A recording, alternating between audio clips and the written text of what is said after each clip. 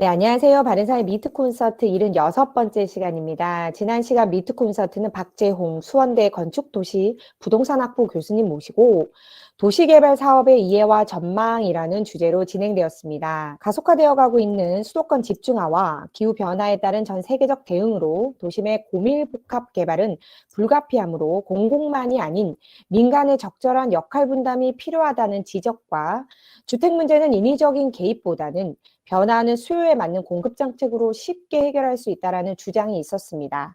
구체적인 내용은 유튜브 방송 바른사의 TV나 바른사의 홈페이지에 업로드된 발제문 참고하시길 바랍니다. 유튜브 시청 시에는 구독과 좋아요, 알림 설정 꼭 부탁드립니다. 이번 주 바른사의 미트 콘서트는 전사면 숭실대학교 법학과 교수님 모시고 빅브라더 사회의 현황과 전망이라는 주제로 진행되겠습니다. 조지 오웰의 경고처럼 대한민국도 개인의 자유와 개성이 상실되는 빅브라더 사회가 되고 있습니다. 디지털 기술의 발달과 코로나19 방역 시스템이라는 명분으로 정부 주도의 거대 권력의 감시와 규제가 거부감 없이 우리 속으로 들어왔고 이는 점점 심화되고 있습니다. 상실된 개인의 자유, 빅브라더 사회 속에서 우리는 어떻게 자유와 권리를 지킬 수 있을지 그 현황과 대응 방안을 모색할 미트 콘서트 시작하겠습니다. 오늘 발제를 맡아주신 전사면 숭실대 법학과 교수님 모시겠습니다. 교수님. 예, 반갑습니다. 실은 제가요, 법학과 교수이기도 한데요, 대학원에서는 IT 정책 경영학과 교수이기도 합니다. 그래서 제가 여러분하고 한 30분 정도 같이 얘기할 주제는 이 빅브라더의 데이터 통제 현황과 대응 방안이라는 주제 가지고 여러분과 잠깐 얘기를 나누고 싶습니다. 이 주제는 어찌 보면 일단은 문제제기 형태고 솔루션, 대응 방안 찾기는 되게 앞으로 많은 과제가 될 것으로 생각이 듭니다. 일단은 제가 문제제기 하고요. 그 다음에 이제 이 우리 개인의 사생활, 개인정보, 헌법이 어떻게 보호하고 있는지 한번 보고요. 그 다음에 이런 개인정보, 개인 데이터를 이용해서 정부가 어떻게 통제하고 있는지 좀 보고요. 그 다음에 개인 데이터를 이용할 수 있는 이런 법제도 현황도 좀 보겠습니다. 그리고 여기에 대한 대안 찾기를 한번 해보겠습니다. 제가 실은 이 주제를 생각하게 된 가장 큰 이유는 지난해 5월이죠. 이 이태원 클럽에 감염자 확진이 있었죠. 그런데 그 당시에 클럽에 방문했던 사람들은 5,500명 정도 되고요. 그 다음에 클럽 주변에 30분 이상 머문 사람들이 57,000명으로 파악이 됐고요.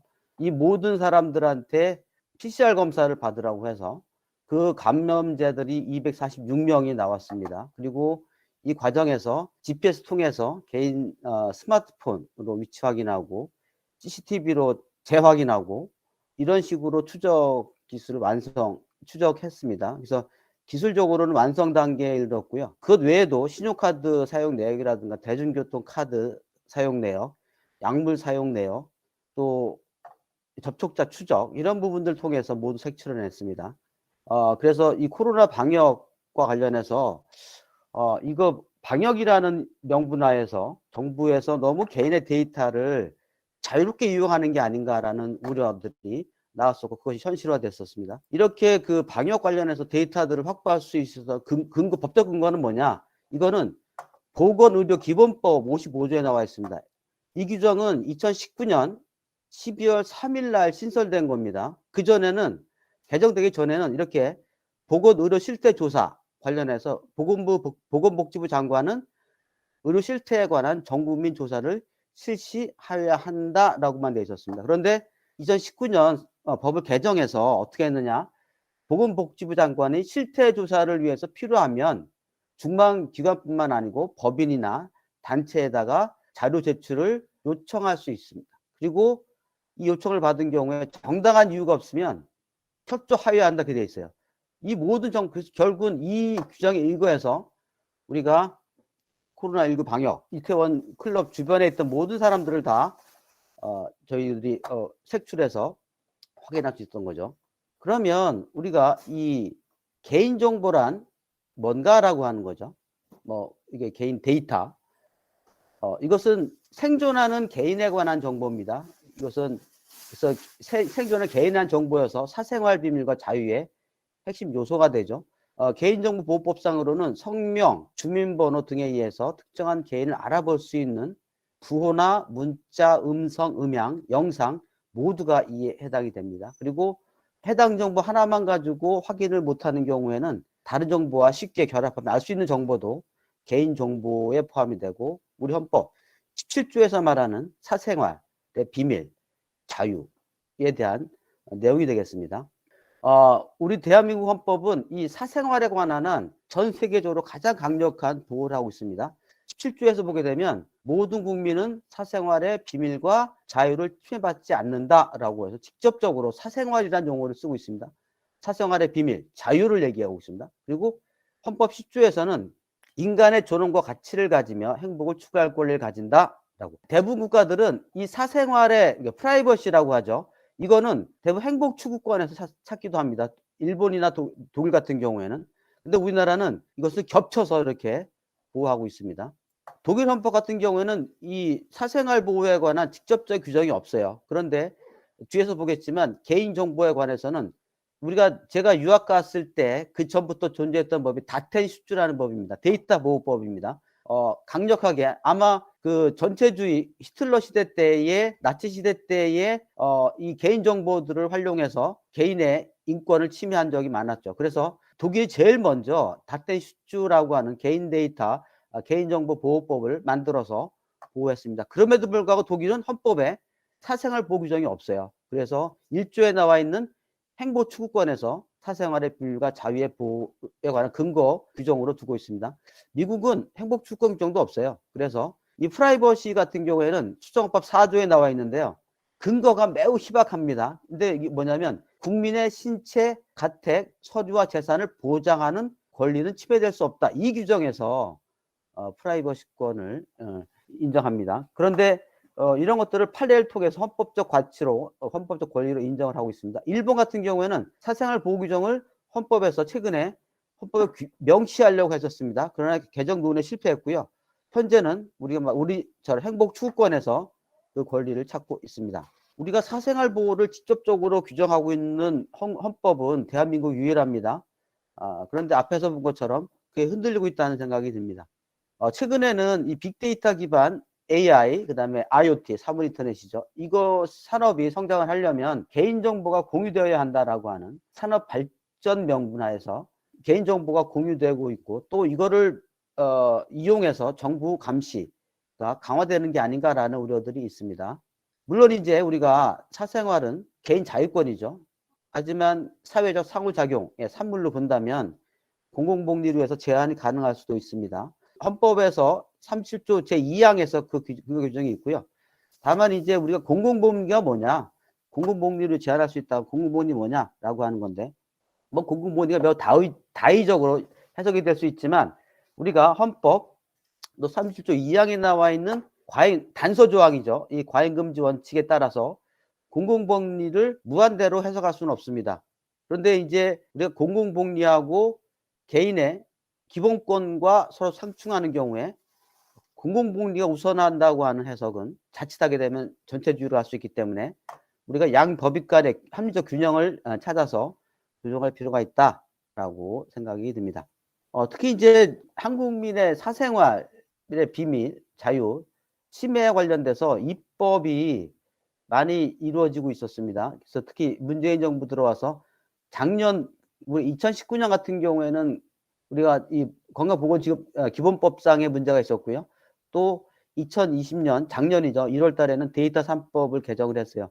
이 취지는 디지털 경제 활성화였습니다. 신산업 육성이죠. 그리고 올해 2021년에는 이 디지털 경제 활성화를 위해서는 이 데이터들에 대한 마이 데이터를 확보하고 데이터를 활용할 수 있게 하고 이것을 평가할 수 있게 된다라고 해서 데이터 기본법을 또 제정을 했습니다.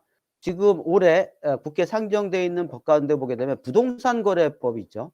법안이 나와 있는데 이 법에서는 이 부동산 거래 데이터를 확보할 수 있는 이런 법적 근거를 마련하는 이 법안이 추진되고 있습니다.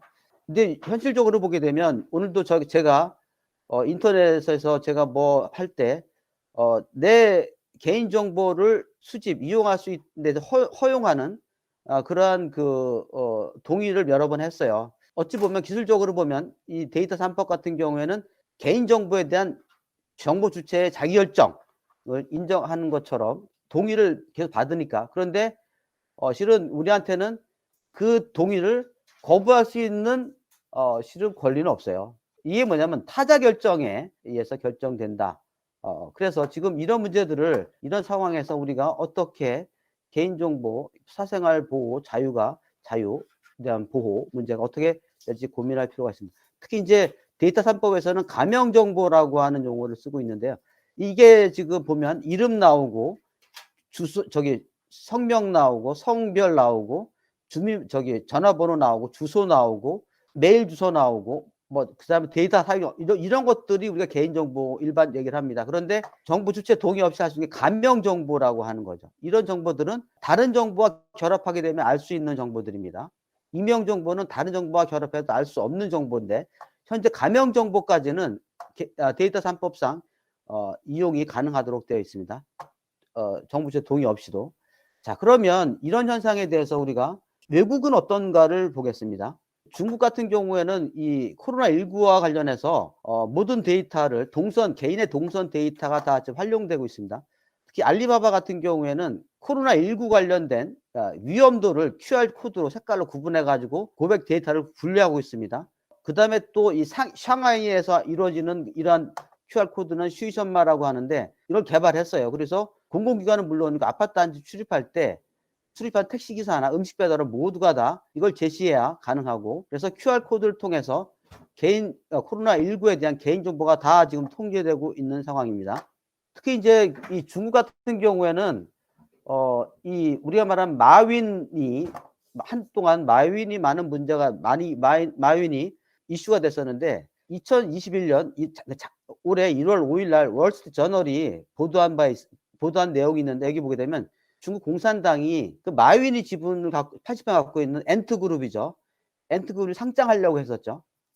그런데 이 엔트그룹이 보유하고 있는 소비자 신용 데이터를 노린다라고 하는 기사가 있었습니다. 이 엔트그룹은 15억 명의 데이터를 갖고 있습니다. 그리고 엔트그룹은 자체적으로 신용점수를 시스템화해가지고 독립적으로 고객 신용을 데이터를 관리하고 있었고, 이 데이터를 공산당이 공유하게 되면 국민 통제는 모든 금융은 다 통제할 수가 있죠. 그 수년 전에 인민은행이 개인 신용정보 회사를 만들었습니다.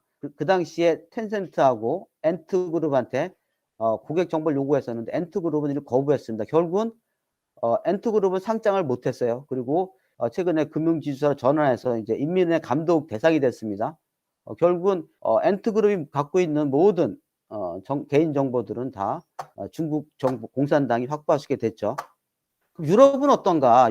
유럽은 요새 보면 방역 당국 통제가 안 되죠. 그래서 왜 그러냐?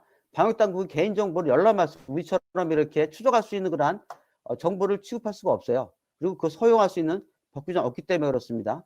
이것은 미국이나 유럽이 이렇게 코로나19 환자가 급증하는 이유이기도 합니다. 그럼 왜 이것을 통제를 못하느냐? 바로 개인의 자유, 행복 추구권 때문입니다. 특히 최근에 유럽에서 일반적인 개인정보보호법을 제정을 했습니다. 우리가 이 법에 따르게 되면 개인정보를 민간 차원에서 사용하는 것으로 정부가 실은 보호하기 위해서 개인정보보호법을 제정을 했고, 이 법에 따라서 2017년에 독일도 다텐슈츠라고 하는 개인정보 개정한 바 있습니다. 그런데 중요한 내용은 정부가 개인 데이터를 이용하고 통제할 수 있는 그런 법 규정은 없어요. 주로 이 기업들의 책임을 강화하는 내용들로 주로 되어 있습니다.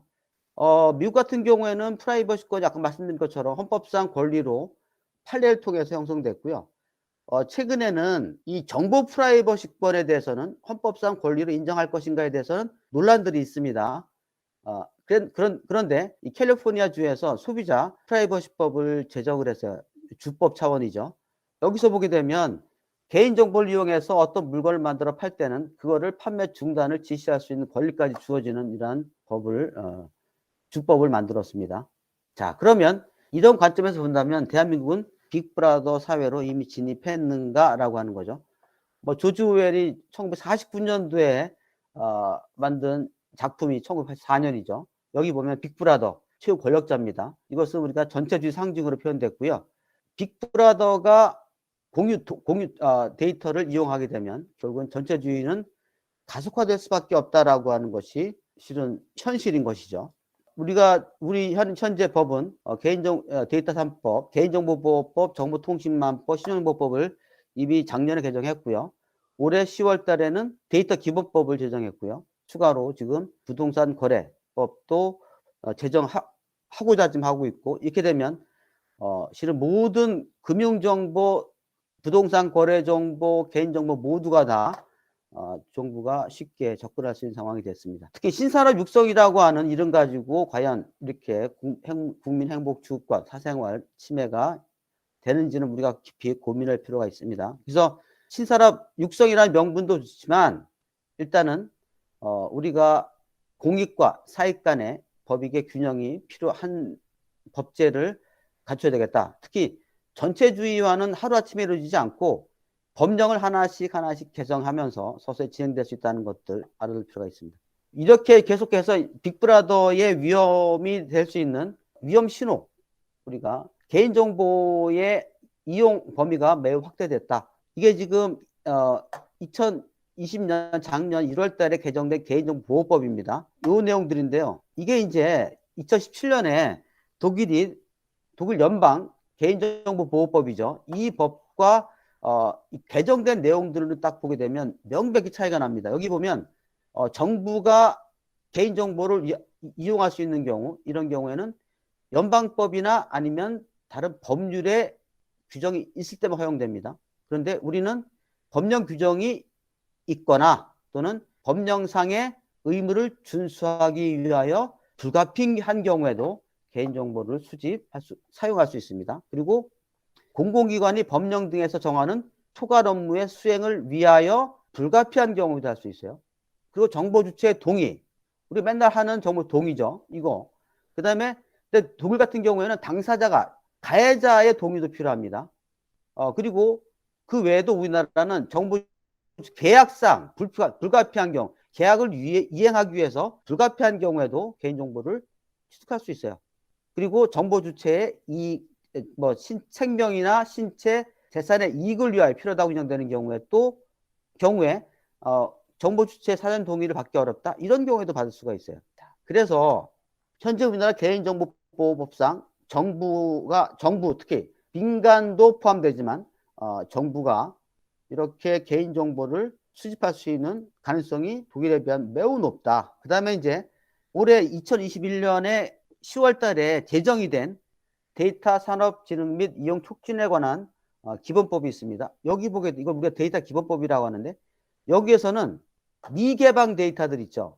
특히 이제 데이터 같은 경우에는 가치평가를 해가지고 사람들이 가치평가를 해서 맡겨야 되는데, 그 데이터를 관리하는 주체한테 맡겨야 되는데, 그 데이터를 관리하는 기관이 갖고 있는 정보들을 필요한 경우에, 이런 경우에 우리 정부는 그 민간법인 등의 그 데이터 제공을 요청할 수 있다고 되어 있어요. 이것은 입법하는 과정에서 민간법인을 빼야 된다는 요구들이 많았는데 결국 들어갔습니다. 마이데이터라고 하는 것은 내가 금융회사 갖고 있는 정보를 금융회사한테 그 마이데이터 사업자라고 표현합니다. 본인 정보 관리 업체라고 하는데 사업자한테 넘겨주면 그 정보 관리 업체가 나한테 저본적으로 매일 개인정보, 나의 금융정보를 알려주는 겁니다. 그래서 어디다 투자해라, 어디다가 활용해라, 뭐 이런 식의. 그런데 문제는 정부의 이 개인정보법 마이데이터가 나올 때는 마이데이터는 왜 그 빅테크 기업들이, 플랫폼 기업들이 내 정보를 가지고 돈을 벌면서 왜 거기다 보상 안 해주냐? 라고 하는 데서 시작이 됐습니다. 그런데 현재는 마이데이터 보상 규정은 이번에 데이터 기본법에도 안 들어갔습니다. 특히 이제 부동산 거래법이라고 하는 것이 입법이 되면 매우 좀 심각할 것 같습니다. 지금 현재 국회에 계류 중인데요. 자금 조달 과정, 부동산을 사기 위해서 필요한 자금 조달 과정에서 적정성 확인 위해 가지고 그 자료를 부동산 거래 분석원이 요청하잖아요. 그러면 행정기관은 제출해야 됩니다. 그리고 부동산 거래 분석원이 신고받은 내용을 조사하는 과정에서 진실성이 의심되면은요, 막바로 금융회사에 그 관련 정보를 제공을 요청할 수도 있어요. 그리고 금융회사 여기에 응해야 됩니다. 형사건인 경우에 분석원은 경찰이나 국세청, 금감원에 정보 제공 가능하도록 이렇게 지금 입법안이 나왔습니다. 투기 목적 거래 발생 가능성이 상당하다라고 인정되는 토지에 대해서는 이 금융회사 등에게 담보대출해준 이런 금융회사한테 그 담보대출해준 금융회사들이 부동산 거래 분석원에 통보하도록 통보 의무를 부과시키고 있습니다. 자, 그러면 이런 상황에서 우리가 이미 상당한 부분 빅브라더 사회에 진입이 지금 되고 있다라는 말씀을 드리고 싶고, 그러면 이것을 어떻게 막을 것인가에 대한 문제입니다. 결국 우리나라는 헌법에 보면 헌법에서 17조하고 그다음에 10조를 비롯해서 개인의 사생활 보호, 자유에 대한 부분들을 명백히 규정하고 있거든요. 그래서 관련 법들을 가지고 지속적으로 헌법소원이나 위헌법률심판 제청을 통해서 빅브라더 사회로의 진입을 우리가 예방하거나 또는 저지할 필요성이 있다. 그리고 이미 데이터 관련 법들이 과도하게 사생활 침해가 이루어지는 경우에는 우리가 과잉금지 원칙에 따라서 한번 위헌성을 논해 볼 수 있습니다. 그 다음에 이제 두 번째는 우리가 이 정보 마이데이터 개인정보 같은 경우에 우리가 재산적 가치가 있다라고 일반적으로 얘기를 하고 있습니다. 그런데 이런 데이터가 침해됐을 때 민간사업자 상대에서는 우리가 손해배상 청구할 수 있어요. 그리고 형사고발도 할 수 있습니다. 그런데 국가에서 사용한 경우에는 손해배상 청구가 불가능합니다. 자, 왜 그러냐면 국가배상법에 보면 제2조 보면 배상 기준의 범위가 나와요. 그런데 이 배상 기준의 범위는 사망이나 상해, 물건의 멸실, 훼손의 경우에만 배상해 줍니다. 그래서 우리가 말한 이 개인정보는 우리가 침해됐을 때는 민법상 불법행위입니다. 특히 정신적 고통에 대한 문제이기 때문에 위자료 문제인데 위자료는 우리가 국가배상을 청구할 수 없습니다. 그래서 우리가 이 국가배상법에 특히 개인정보를 침해한 경우, 과도하게 침해한 경우에 이런 거 배상 근거 규정을 두는 것도 우리가 과도하게 빅브라더 사회를 진입하는 것을 예방할 수 있지 않겠는가 생각합니다. 그 다음에 마이데이터, 내 정보에 대해서 지금 현재 데이터 3법이나 데이터 기본법 제정되고 시행되고 있습니다만은 내 정보의 가치, 내 정보를 사용하는 사람에 대한 보상 문제는 아직 입법이 안 되고 있습니다. 그래서 마이데이터 보상 체계를 논의를 하게 되면 보상 체제를 제도화하게 되면 기본적으로 비용이 나가겠죠. 기업이든 국가든 기업이 비용이 해야 되기 때문에 개인정보 사용이 좀 제한될 것으로 생각이 듭니다. 그 다음에 이제 대응 방안 이것은 제가 이제 이 탈중앙 금융 디파이 문제하고요. 그 다음에 메타버스 문제는 한번 상상을 해봤습니다. 상상을. 지금 현재 우리가 2009년도에 나온 이 비트코인이라고 하는 것이 탈중앙이죠. 그래서 특히 이제 우리가 스위프트에서 하는 국제결제에서는 비트코인이 스위프트 통한 것보다 훨씬 더 빨리 아주 저렴하게 송금되고 결제한 것이 이미 실현됐습니다. 최근에는 이 리플이라는 걸 통해서 이미 더 구체화됐죠. 그리고 최근에는 이 2015년도에는 이더리움이라고 하는 이 스마트 컨트랙트를 기반으로 한 블록체인을 통해서 이제는 주고받고 키핑했을 때 특히 우리가 말하면 우리가 대출해 줬을 때 이자를 스테이킹할 수 있는 그러한 시스템도 만들었습니다. 그래서 우리가 탈중앙 자유로 조직이라는 하에서 중앙 서버나 정부 기관 없이 기본적으로 거래할 수 있는 이러한 시스템들이 만들어졌습니다. 그래서 근데 문제는 뭐냐?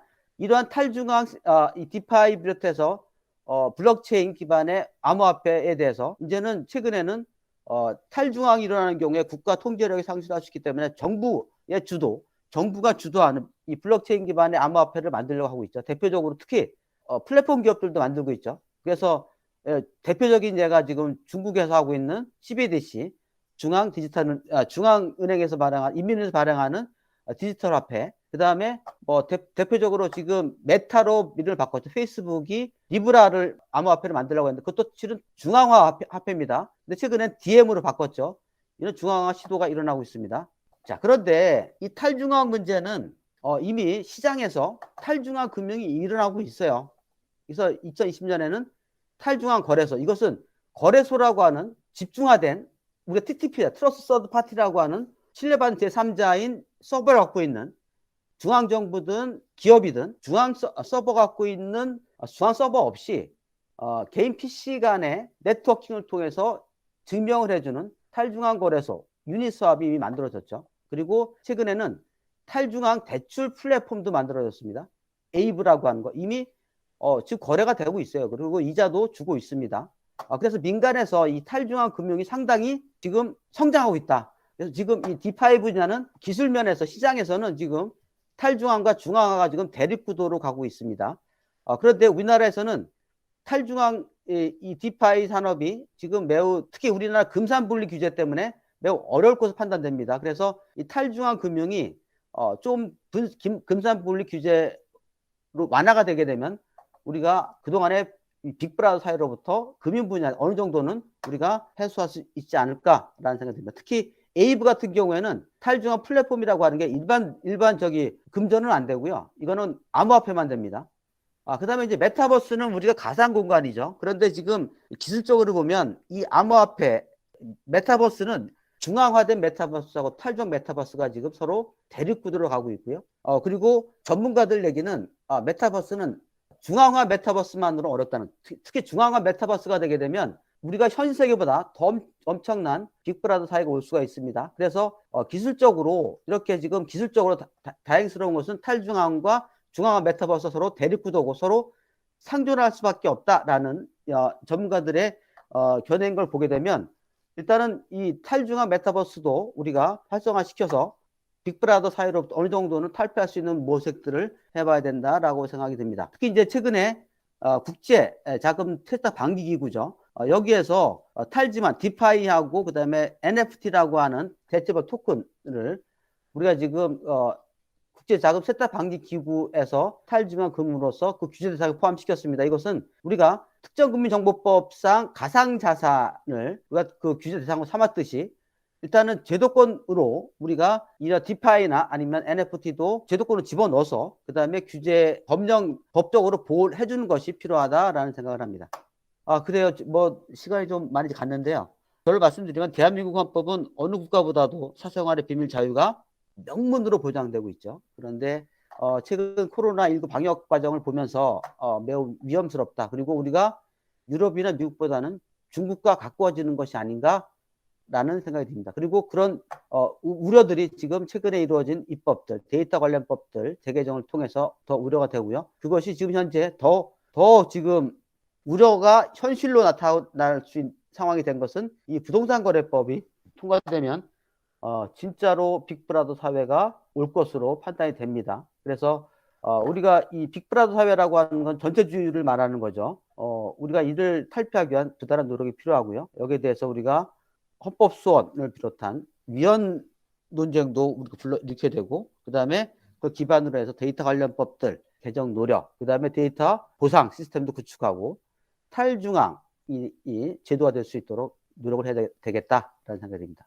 두서없이 이만 제 발표를 마치도록 하겠습니다. 예, 감사합니다. 네, 너무너무 감사드립니다. 그 전 교수님께서 이거 준비하시느라 참 연구를 많이 하신 것 같다라는 생각이 들어서 정말 감사드립니다. 이 정부 들어서 개인의 자유와 공공복리와 간의 충돌 부분이 더 커지고 있고 그 경계가 명확하지 않다 보니까 그 현실에서 그 문제가 많이 발생을 하고 있습니다. 그래서 이것이 고로 전체주의화로 가는 어떤 길이 아닐까 우려 섞인 그 얘기들이 많이 나오고 있는데요. 무엇보다 이 데이터 관련해서 이제 그 관련법들이 계속 통과가 되어서 이렇게 좀 우려가 현실이 되어 있음에도 불구하고 저희가 이제 사실은 국민들이 그 관심을 별로 그렇게 기울이지 않고 있다 보니까 저희가 모르는 사이에 상당히 많이 진척이 되고 있는 것 같아서 우려가 더 큽니다. 기술 개발로 인해서 이런 그 여러 가지 법안들이 통과되면서 기술 개발로 인해서 전부 다 빅브라더 사회로 진입도 하게 되었지만 또 대안 제시에 있어서도 또 기술 개발이 도움이 되는 것 같아서 좀 기대를 해보는 그런 강연이었다고 생각합니다. 다음은 저희가 자유토론 시간으로 넘어갈 건데요. 자유롭게 이제 또 다른 의견들 또는 또 그 오늘 강연에 대해서 좀 더 질문이 있으신 분들은 이제 발언권 요청하시면 됩니다. 최창규 선생님께서 지금 발언권 요청하셨거든요. 예, 말씀 주세요.